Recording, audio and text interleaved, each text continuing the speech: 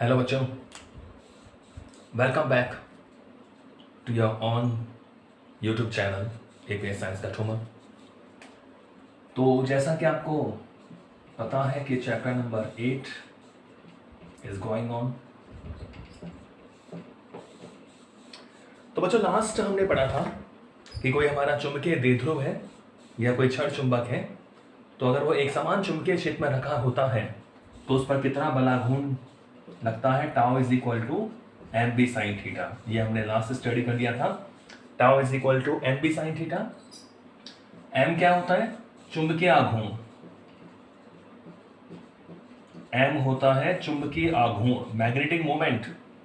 और एम की वैल्यू भी आपको पता है, small M into 2l। Small M क्या है? ध्रुव सामर्थ्य है।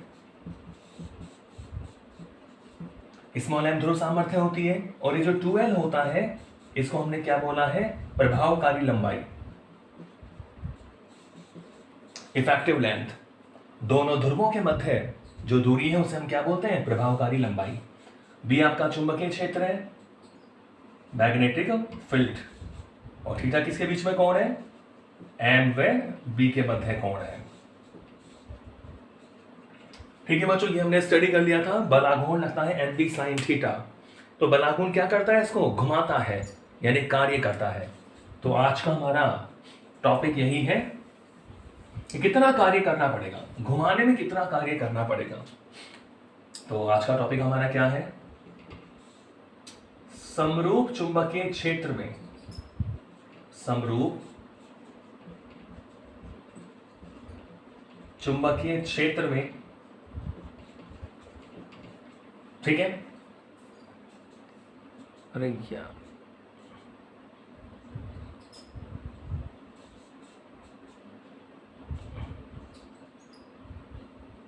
ठीक है, अब दिखाई दे रहा है आपको साफ। समरूप चुंबकीय क्षेत्र में चुंबकीय द्विध्रुव को,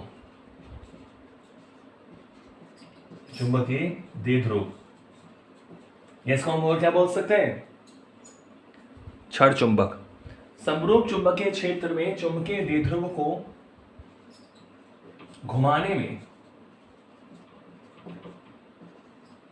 किया गया कार्य,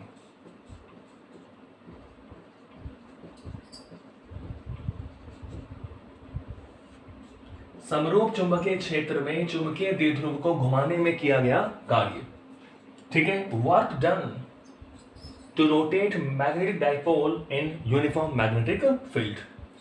तो चुंबकीय द्विध्रुव हमारा है, उसको घुमाने में कितना कार्य करना पड़ता है वो हमें फाइंड आउट करना है, ठीक है बच्चों। तो हमारे पास वही पहले की तरह कि मान लो ये हमारे पास कोई चुंबकीय द्विध्रुव है, ठीक है।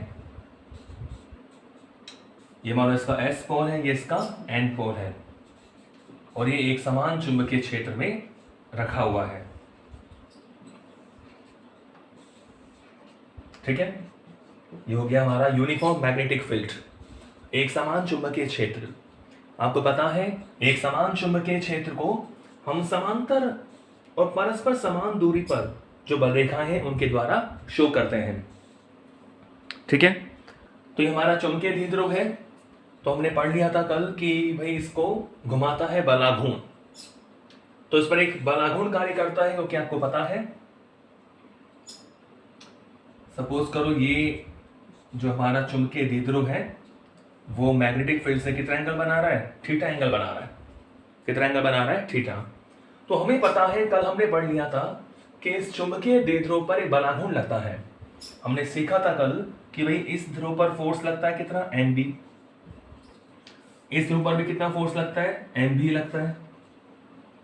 लेकिन दोनों की जो क्रिया रेखाएं होती हैं वो समान नहीं होती, इसलिए ये दोनों बल मिलकर एक बलाघूर्ण या बल युग्म की रचना करते हैं जो इसको घुमाता है, और घुमाकर किसके समांतर लाने का प्रयास करता है? चुंबकीय क्षेत्र के। तो हमें पता है कि अगर कोई चुंबकीय द्विध्रुव थीटा कोण पे रखा हुआ है, चुंबकीय क्षेत्र से थीटा कोण पे रखा हुआ है, लटका हुआ है, तो उस पर कितना बलाघूर्ण आरोपित होता है? बलाघूर्ण। तो बच्चों आपको पता है कि टाउ इज इक्वल टू कितना होता है? M B sine theta. Equation number 1। इतना बल आघूर्ण इसमें आरोपित होता है। अब इसको घुमाएं तो मान लो हमने इसको डी थीटा कोण से घुमा दिया। अब ये थीटा कोण पर है, हमने मान लो इसको डी थीटा कोण से घुमाया, अल्प कोण से हमने इसको घुमाया। देखो तो क्या लिख सकते हैं अपन, अतः चुंबकीय द्विध्रुव को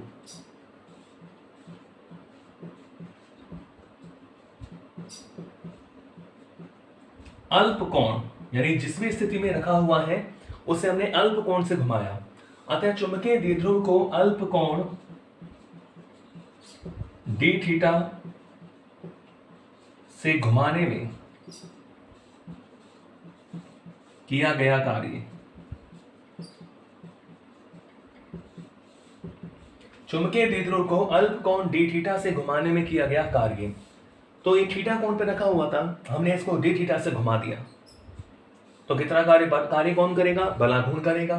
तो कार्य कितना करना पड़ेगा, उसको लिख दिया मैंने, आपको पता है बच्चों कि कार्य बराबर होता है बल गुणा विस्थापन, लेकिन वो रेखीय गति में होता है, यहाँ घूर्णन गति की बात हम कर रहे हैं।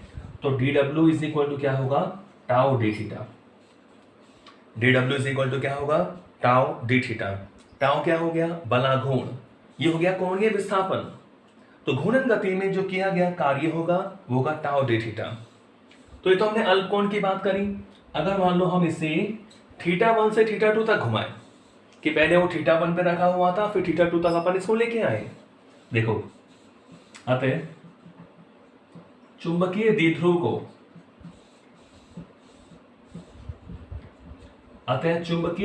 को थीटा 1 से थीटा 2, मतलब जो हम कोणीय विस्थापन के लिमिट लेके चलेंगे थीटा 1 से थीटा 2, अतः चुंबकीय द्विध्रुव को थीटा 1 से थीटा 2 तक घुमाने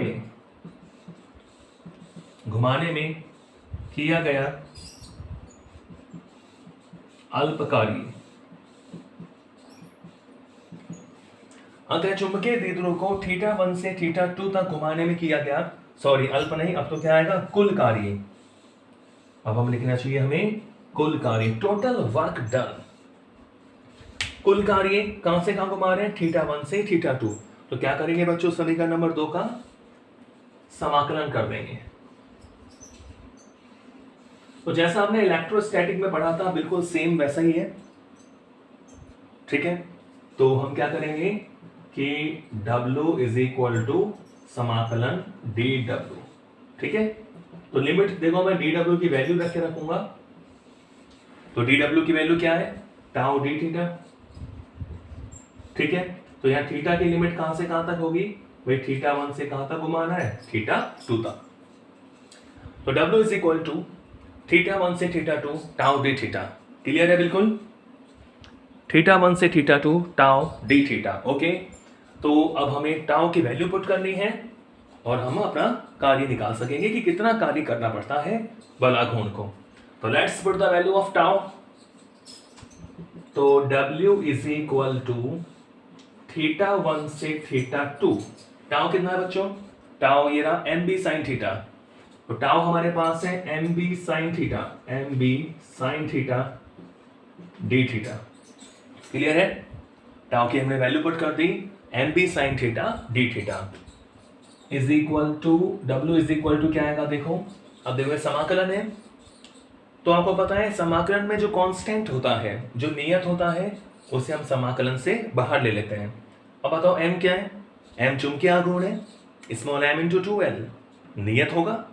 चाहे चुंबकीय द्विध्रुव कैसी भी स्थिति में हो, किसी भी कोण पर हो, तो क्या घुमाने से क्या चुंबकीय आघूर्ण बदलेगा, नहीं बदलेगा, क्योंकि हमेशा उसके ध्रुव प्रबलता स्मॉल m रहेगी और जो प्रभावकारी लंबाई है वो भी 2L रहेगी, जो हमने मानी है। तो M नियत है, B तो एक समान आप मान ही रहे हो, लिख रखा ना समरूप चुंबकीय क्षेत्र, तो B तो नियत है। तो बच्चों जो नियत है उसे मैं समाकलन से बाहर ले रहा हूं, तो कैपिटल M नियत है, ये चुंबकीय आघूर्ण है, बाहर ले लिया। B नियत है चुंबकीय क्षेत्र, यानी समाकलन किसका होगा, साइन थीटा का होगा, किसके सापेक्ष, थीटा के सापेक्ष, और कहां से कहां तक, यानी उसकी लिमिट क्या होगी, थीटा 1 से थीटा 2, क्लियर है। तो ये आ गया हमारे पास, MB हमने बाहर लिया क्योंकि नियत था, थीटा 1 से theta 2 sine theta D theta. तो बच्चों W is equal to M B. अब बताओ साइन थीटा का समाकलन क्या होता है? साइन थीटा का समाकलन होता है माइनस कॉस थीटा। कहां से कहां तक है? थीटा 1 से थीटा 2। ठीक है, आपको पता है साइन थीटा का डिफरेंशियल यानी अवकलन तो होता है कॉस थीटा और समाकलन होता है माइनस कॉस थीटा। तो चलो बच्चों अब लिमिट हम रखेंगे इसमें। तो W is equal to, minus को बाहर ले लूं मैं, माइनस मैंने बाहर ले लिया। तो देखो थीटा की जगह पहले अपर लिमिट रखेंगे तो कॉस थीटा 2 आ गया। ठीक है, और थीटा की जगह लोअर लिमिट रखेंगे तो क्या आ गया बच्चों? Cos theta 1। चलो मैं माइनस को भी अंदर गुणा कर दूं तो मैं यहां लिख देता हूं कि W is equal to, minus को मैं अंदर गुणा कर रहा हूं तो देखो थीटा 1 वाला तो प्लस हो जाएगा, थीटा 2 वाला माइनस हो जाएगा। तो W इज इक्वल टू कितना आ गया? एम बी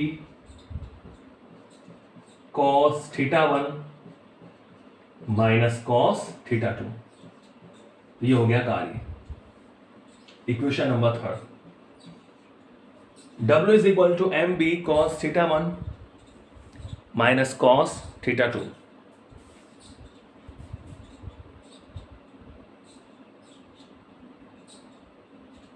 क्लियर है? W is equal to M B cos theta 1 minus cos theta 2। समझ गए बच्चों? तो हमें किसी चुंबकीय द्विध्रुव को थीटा 1 से थीटा 2 कोण तक घुमाने में कुल कितना कार्य करना पड़ता है? W is equal to M B cos theta 1 minus cos theta 2। तो ये हमारा टॉपिक क्लियर हो गया कि कार्य M B cos theta 1 minus cos theta 2। ठीक है, ओके। चलो अब हम कुछ केस लेके चलते हैं। अब देखो आगे वैसे तो आपकी बुक में अलग टॉपिक दे रखा है कि स्थितिज ऊर्जा निकालना, तो इसी में ही है जो कार्य है वो कब बनेगा, स्थितिज ऊर्जा, उसकी चर्चा अपन इसी में करेंगे। तो अब हम देखो कुछ केस लेके चलते हैं। ओके,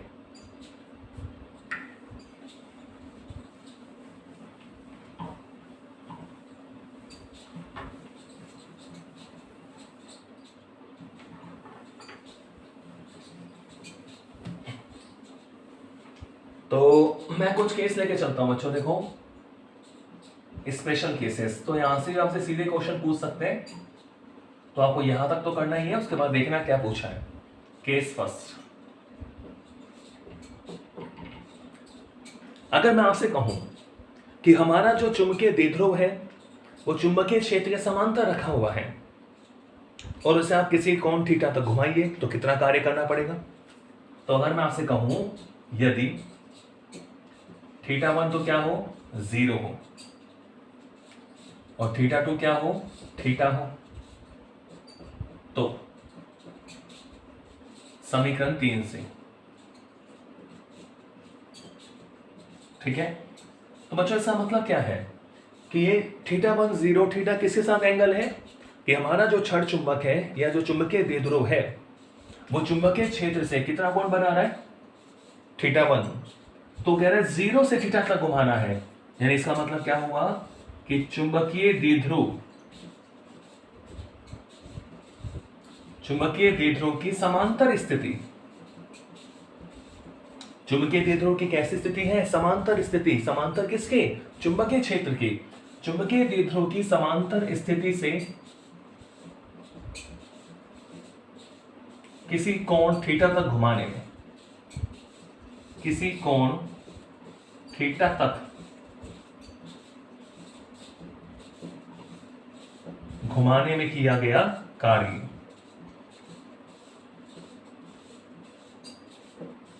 ठीक है, तो आपको लिमिट आप क्या दे दी? 0 से थीटा। तो समांतर स्थिति से थीटा तक हम घुमाएं तो क्या करना पड़ेगा हमें कार्य? इक्वेशन नंबर 3 में थीटा 1 तो क्या रखेंगे? 0 और थीटा 2 क्या रखेंगे? थीटा। तो देखो क्या बनेगी हमारा समीकरण 3 कि W is equal to M B cos theta 1 यानी कॉस 0 माइनस कॉस थीटा 2 यानी कॉस थीटा। तो बच्चों देखो W is equal to M B, cos 0 क्या होता है? 1 माइनस कॉस थीटा। तो ये आप ध्यान रखें कि समांतर स्थिति से थीटा कोण तक घुमाने में किया गया कार्य कितना होता है? W is equal to M B one minus cos theta. W is equal to M B one minus cos theta. ठीक है, ओके। और देखिए, समझ गए आप? समांतर स्थिति से कहां लेके आ रहे हैं? थीटा कोण पे लेके आ रहे हैं, तो हमें इतना कार्य करना पड़ता है। क्लियर है? चलो अब केस सेकंड लेके चलते हैं। तो कुछ भी आपको स्थिति दे सकता है, आपको केवल थीटा वन और थीटा टू की वैल्यू रखनी है। देखो केस सेकंड, अगर मैंने आपसे कहा कि यदि theta one is equal to क्या हो? 0 हो, और थीटा टू क्या हो? 90 डिग्री हो, यानी वो समांतर से लंबवत लेके आना है। थीटा वन 0 का मतलब कि हमारा जो चुंबकीय द्विध्रुव है वो चुंबकीय क्षेत्र के समांतर रखा हुआ है। अब उसे कहां लेके आना है? लंबवत लेके आना है। तो कितना कार्य करना पड़ेगा? यदि theta one 0, theta two 90 degree हो, तो देखो समीकरण 3 से तो कितना कार्य करना पड़ेगा? W is equal to M B cos theta one यानी कॉस 0, कॉस थीटा टू यानी कॉस 90। तो बच्चों W इज इक्वल टू क्या होगा? M B. कॉस 0 की वैल्यू क्या होती है? 1। कॉस 90 क्या होता है? 0। ठीक है, ये आपको पता है। Since cos 0 is equal to 1 and cos 90 is equal to 0, तो यहां से W कितना आ गया भाई? W is equal to M B. W is equal to M B. ठीक है, तो इतना कार्य हमें करना पड़ा। अब देखो केस थर्ड हमारा जो है वो एक अलग से टॉपिक हमें दे रखा है, तो उसको मैं टॉपिक की तरह पढ़ाऊं आपको। देखिए,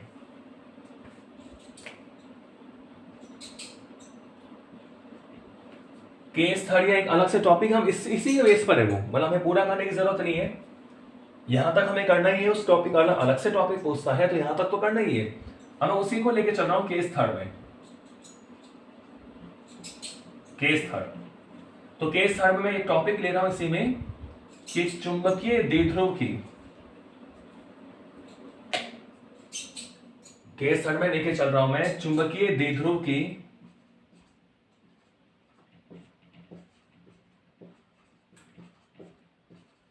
स्थितिज ऊर्जा।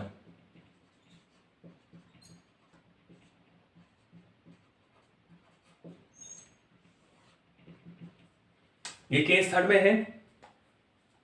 ठीक है, पूरा अगर आपके पास सीधे ही पूछता है तो आपको वहां तक तो करना ही है, 3 तक, तो फिर आगे यहां से करना है। तो टॉपिक हमारा क्या है? चुंबकीय द्विध्रुव की स्थितिज ऊर्जा।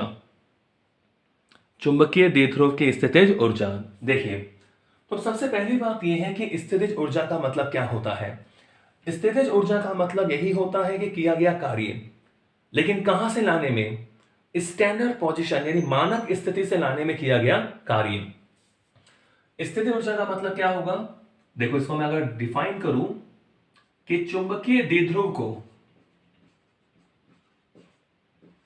अगर देखो मैं आपको गुरुत्वीय जो हमने पढ़ा हुआ है 11th क्लास में उसके संदर्भ में समझाऊं, तो किसी भी वस्तु को आप सतह से किसी ऊंचाई पे लेके आते हो, h ऊंचाई पर लेके आते हो, तो कार्य कितना होता है? mgh।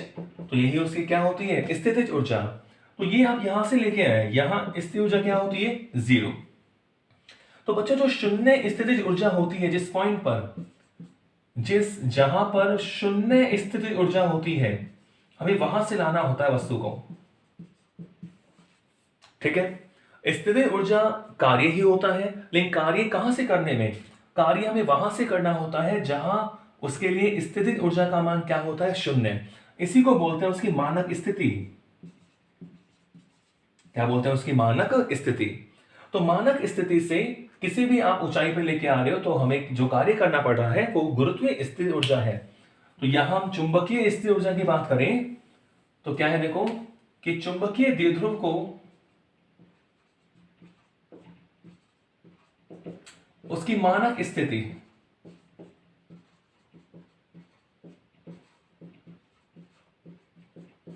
मानक स्थिति का मतलब क्या होगा? शून्य स्थितिज ऊर्जा, यानी जहां पर उसकी स्थिर ऊर्जा क्या होती है? 0। चुंबकीय द्विध्रुव को उसकी मानक स्थिति या शून्य स्थितिज ऊर्जा वाली जो अवस्था है, ऊर्जा वाली अवस्था, यानी आपको कहां से लाना होगा? 90 डिग्री। यानी चुंबकीय द्विध्रुव की जो लंबवत स्थिति होती है वो उसकी होती है मानक स्थिति। समझ गए? चुंबकीय द्विध्रुव जब चुंबकीय क्षेत्र के लंबवत होता है तो उसकी स्थिति ऊर्जा का मान क्या होता है? 0 होता है। तो इस लंबवत स्थिति को ही हम बोलते हैं उसकी शून्य स्थितिज ऊर्जा वाली अवस्था या मानक स्थिति।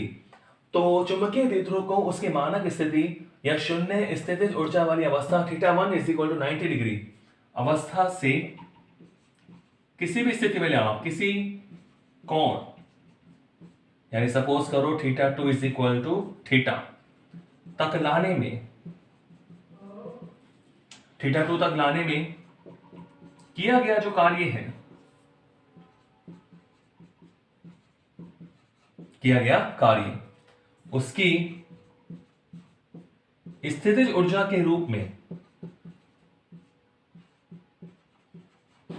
उसके स्थितिज ऊर्जा के रूप में संचित हो जाता है। स्थितिज ऊर्जा के रूप में संचित हो जाता है। ठीक है? यानी कहने का मतलब यह हुआ, हमें जो कार्य करना पड़ेगा वो उसके लंबवत स्थिति से हमें किसी भी कोण तक लेके आना है। तो इस वाले केस में जो कार्य करना पड़ेगा वही उसकी क्या होगी? स्थितिज ऊर्जा। ठीक है? तो देखो समीकरण 3 में, वही क्वेश्चन नंबर 3 में, θ1 तो क्या रखेंगे? 90 डिग्री और θ2 क्या रखेंगे? θ रखने पर। ठीक है? तो इस समय हमारे जो कार्य होगा W वो क्या बन जाएगा? स्थितिज ऊर्जा।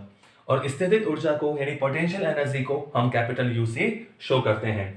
तो हम रख सकते हैं, देखो कैपिटल U निकाल सकते हैं। तो कैपिटल U = क्या हो जाएगा? mb cos θ1, θ1 कितना? cos 90 माइनस cos θ2, यानी θ2 मैंने क्या माना है? cos θ। ठीक है? तो θ1 तो हो गया 90 डिग्री और θ2 क्या हो गया? θ। ओके, तो cos 90 क्या होता है? 0। तो U = mb cos 90 क्या हो गया? 0 माइनस cos θ। तो यहां से U = क्या मिल गया बच्चों? Minus mb cos θ। U = क्या मिल गया? Minus mb cos θ। तो बिल्कुल यही आपकी है स्थितिज ऊर्जा।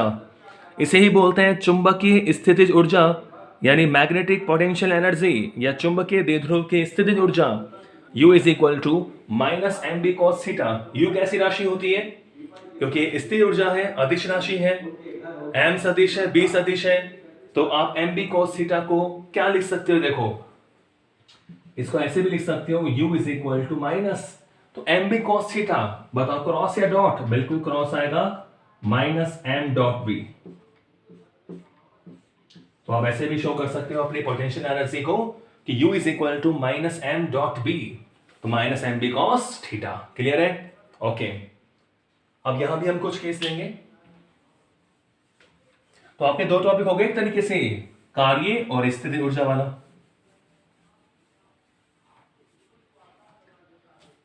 तो आपको जो, अगर आपसे केवल स्थितिज ऊर्जा पूछता है तो आप लिमिट चेंज करोगे। लिमिट क्या रखोगे कि θ1 कहां से लेके आ रहा है? 90 से। कहां तक लेके आ रहा है? θ तक। तो इस लिमिट में जो कार्य होगा वही क्या होगी? उसकी स्थितिज ऊर्जा होगी, क्योंकि जो स्थितिज ऊर्जा होती है वो किया गया कार्य ही होता है। कार्य करना कहां से होता है? उसकी मानक स्थिति से, 0 पोटेंशियल एनर्जी पॉइंट से शून्य स्थिर ऊर्जा वाली अवस्था से लाना होता है। ओके, तो बच्चों इसमें मैं केस लेता हूं, ये पूछ लेते हैं आपसे। देखो अगर मैंने आपसे कहा यदि θ क्या हो? 0 डिग्री हो, तो θ 0 हो, देखो U क्या होगा? माइनस mb cos 0, यानी U क्या हो जाएगा? Minus mb। cos 0 1 होता है, तो ये बच्चों इसका मिनिमम वैल्यू हो गया। ये हमारी जो स्थितिज ऊर्जा है उसका न्यूनतम मान हो गया। क्या हो गया? न्यूनतम मान। तो U is equal to minus M B, तो इसका मतलब होता है इसका न्यूनतम मान। तो न्यूनतम मान का मतलब जिस बिंदु पर, जिस अवस्था में किसी वस्तु की स्थितिज ऊर्जा का मान न्यूनतम होता है वो उसकी स्थायी अवस्था होती है। कौन सी अवस्था होती है ये? स्थायी अवस्था। तो कहने का मतलब ये हुआ, यह अवस्था चुंबकीय द्विध्रुव की, यह अवस्था चुंबकीय द्विध्रुव की कौन सी अवस्था कहलाती है? स्थायी संतुलन अवस्था।